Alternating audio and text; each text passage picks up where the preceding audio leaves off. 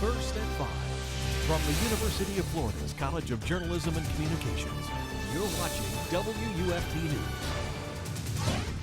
The UF chapter of the Zeta Beta Tau fraternity will close its doors, effective immediately. That's our top story tonight. Good evening. It's Tuesday, April 28th. I'm Chloe Stradinger. And I'm Jessica Barreto. Thanks for joining us. The university announced the decision just hours ago. The closure comes before more than a week after allegations arose of member misbehavior at a fraternity event at Panama City Beach. We are joined now by WFT's Katie Switolski. Katie, what does this mean for ZBT? Well, ladies, it means that the university has said the UF chapter is closed indefinitely, so we don't know when or if they'll be able to come back to campus. Military veterans were staying at the same hotel as members of the ZBT fraternity, and they allege that members of the fraternity spilled beer on them, ripped flags off of cars, and urinated on the flags. In a university-issued statement, UF President Kent Fox said he was saddened and disappointed by the reported mistreatment and disrespect of the veterans. If ZBT wants to come back, they'll have to reapply with the university, but they cannot return for at least 4 years. Members soon will have to move out of the house on campus. ZBT actually rents the house from another fraternity that was kicked off campus, Sigma Phi Epsilon. Another fraternity or sorority is expected to take the house over. The UF chapter of ZBT was already on probation from a fall hazing incident. Now, in response to last week's events at Panama City Beach, the national organization has been cooperating with investigators, and they say they will also be looking into volunteering with charities that benefit veterans. Thanks, Katie. In a surprise move in Tallahassee, frustration over a budget impasse led the Florida House to close up shop 3 days early. The House adjourned at 1:17 after the House Speaker said he would not force anyone to vote for Medicaid expansion. That potential federal money has been a sticking point, along with special funding to reimburse hospitals for treating the uninsured. And the governor today filed suit against the feds for linking the two in ongoing negotiations.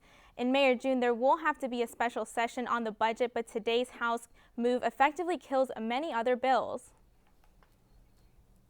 Although the weather has been mainly calm today, don't put those umbrellas away just yet. That's right. More rain is on the way. UF forecaster Tony Sadiku is tracking the latest. Tony? All right, ladies. Yeah, I don't think we're out of the woods yet, especially in terms of severe weather risk, but I do think it's lowered significantly. And if we do see any severe weather, it'll be at an odd time, and I'll talk more about that here in a second. But first, take a look at where the showers were focused today, mainly areas of central, even the parts of South Florida, and being on the north side. All we got was the clouds, and that really ended up becoming a tease for us. So I think we're pretty much done with the rains. You could tell on Storm Track radar. We are in the clear, so if you got plans this evening, I think you could just about leave the umbrellas at home, but this is when you'll need to pick them back up, especially early in the morning Wednesday, your drive commute, especially through 4, 5, 6 o'clock here through the inland areas. Good chance, especially all across north central Florida. So big idea, though, is the good news currently is that the clouds has kept us on the cool side. We're in the mid to upper 70s here in Gainesville, down to parts of Ocala. And as we continue to progress on into the evening, we'll continue to see those numbers come down to the mid to lower 60s overnight, with the rain chances sticking on in. Coming up in my full forecast, I've got an update on this next storm system, and also got some good news for you for the rest of the week, ladies. Thanks, Tony. Investigators say a domestic dispute case in Levy County led to the discovery of child pornography on a man's phone. Sheriff's deputies were called out to John Fulbright's home after they say his wife found the photos. Fulbright was initially arrested on domestic battery charges following the dispute with his wife about the photos. Officials continued their investigation and say they found more than 1,700 photos of young children in sexually explicit poses. In addition, they say they found videos of children in sexual acts with both adults and other children, and images of children with animals. Levy County Sheriff's deputies say if convicted, each photo on Fulbright's phone is a second-degree felony, worth 15 years in prison.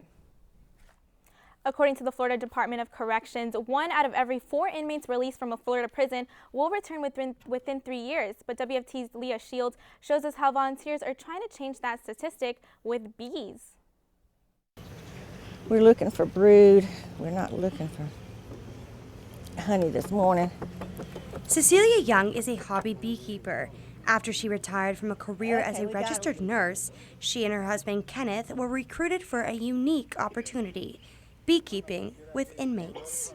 This is just a good teaching opportunity. We've got a bunch of good guys, and everybody's made a mistake. Everybody needs a second chance to learn. In 2011, the Florida Department of Corrections teamed up with the Florida Department of Agriculture to create the beekeeping program. This vocational training program is teaching inmates who are about to be released a new skill. Well, when I first seen the sign on the wall, I was like, beekeeping. And then I walked back, and then I double-stepped and then stepped back to the sign. I looked at it, I was like, that's a totally new experience. Let's give it a shot.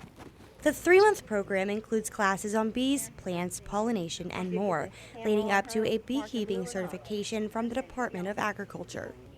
Every Tuesday from around 8 a.m. to 1 p.m., the 17 inmates in the beekeeping program come out here and learn how to interact with these bees, with the ultimate goal of pollinating the farm and creating honey. The beekeeping program is in high demand among inmates and is now in 5 institutions in Florida. The Youngs have been instructors with the program at the Reception and Medical Center for 2 years now. What we like to do is we like to mark our queens. The beekeeping couple teach the inmates about patience and even give the inmates something to look forward to. At the end of the thing, we have a nice graduation where I bring in biscuits and sausage and we celebrate. While most inmates won't become commercial beekeepers, many say they have found a new passion for an unexpected hobby. Leah Shields, WUFT News. According to research by the Department of Justice, inmates who are involved in a correctional education program are 43% less likely to return to prison. Although the beekeeping program does not follow inmates after release, DOC officials say they know of at least 3 former inmates who now work as commercial beekeepers. Today, the Supreme Court began deliberations in the case of Obergefell versus Hodges, which deals with the legality of same-sex marriage. Currently, 32 states have legalized same-sex marriage, and the court case could ultimately mean all or nothing outcome. WFT's James Torres joins us now in the newsroom. James, you spoke to lawyers and some members of the LGBT community in Gainesville. How are they reacting to this case? Chloe, Jessica, the Gainesville community will be just one of many that will feel the effect once the Supreme Court makes a final decision. Florida, in fact, just legalized same-sex marriage earlier this year. Over the past few years, several states have legalized gay marriage through their court systems. This case could have a couple of different effects based on how the Supreme Court decides to rule. They will basically decide if they want to leave the decision up to the states themselves or if they want to legalize same-sex marriage across the nation. Now, we're not expecting to hear anything final until late June, but residents here are waiting and getting ready to either continue their marriages as they are or be prepared to lose that privilege. Well, I am. I'm realist enough to know that there's a possibility that it won't go the way we'd like to see it. That's a very big concern. But, that would have such a devastating impact on all the states across the country, the millions of lesbian and gay couples that have gotten married, that have achieved the respect and the equal treatment under the law, and to take that away would just be devastating. And in a statement released by the head of the DNC, she says, like millions of other Americans, I have anxiously awaited the beginning of these oral arguments because I know that in my heart of hearts, the Supreme Court will ultimately come down on the side of equality, love, fairness, and families. But for residents here in Gainesville, they'll be playing the waiting game as well to see what fate they will eventually face. Reporting live from the newsroom, James Torres, WUFT News. Thanks, James. After a hold in the countdown because of weather conditions, another SpaceX rocket was launched from Cape Canaveral, Florida. The Falcon 9 rocket carried a communications satellite into orbit for Turkmenistan. The nearly 5-ton satellite is headed into a stationary orbit around the Earth and is designed to last for 15 years. If all goes as planned, the satellite will provide the Central Asian country with its first national satellite telecommunications system. A Southwest Florida man was trying to become the first wounded warrior to make the climb up Mount Everest. But when the mountain was affected by an earthquake and avalanche, it was unclear if he would make it or even survive. A couple of climbers documented the aftermath of the quake that sent snow, ice, and rock streaming down the side of a mountain. Benjamin Breckheimer was attempting to be the first wounded warrior to ascend Mount Everest. Breckheimer's mother says her son called for a few quick moments at 4 o'clock Saturday morning. She says he was okay, but described the scene as pretty bad. That avalanche killed at least 18 people, injured 61, and left an untold number missing. WUFT First at 5 is just getting started. Coming up, the mayor of Baltimore speaks out about last night's riots in the city. Plus, Nepal is facing a race against time to help survivors from Saturday's earthquake. Those stories and more coming up after the break. We'll be right back.